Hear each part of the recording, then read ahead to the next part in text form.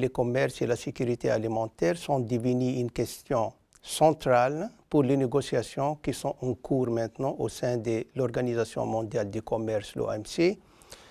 Aussi, le commerce est un moyen très important ou bien central pour atteindre les objectifs de développement durable et surtout l'objectif numéro 2 sur la faim, la malnutrition et l'agriculture durable.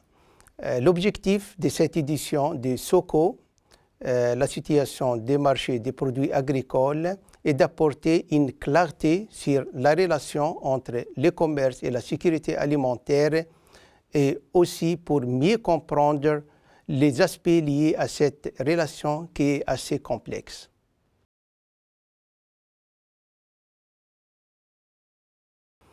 Le commerce affecte la disponibilité des denrées alimentaires dans un pays, ainsi que l'accès économique à la nourriture par les populations, et c'est à travers l'emploi, les revenus et les prix à la consommation. Il affecte également la production locale et les marchés intérieurs.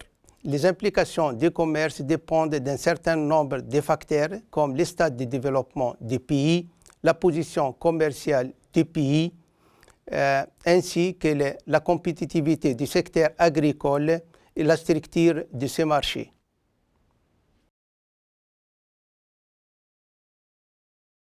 Alors que le commerce peut avoir des implications ou des effets positifs sur la sécurité alimentaire, il y a des risques associés avec le commerce agricole. Par exemple, une ouverture au commerce peut affecter les incitations des producteurs agricoles et ceci peut affecter les investissements agricoles non seulement par les agriculteurs mais aussi tout au long du système alimentaire. L'autre point est lié à la volatilité des marchés mondiaux.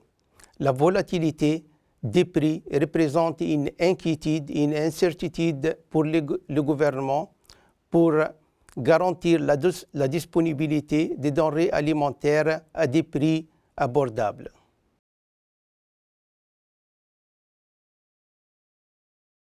Premièrement, on souligne que le commerce agricole est important pour la sécurité alimentaire.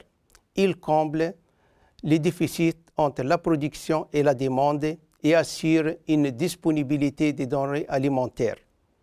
Cependant, chaque pays doit prendre les mesures nécessaires qui lui conviennent le mieux afin d'assurer que le commerce contribue de manière positive à la sécurité alimentaire.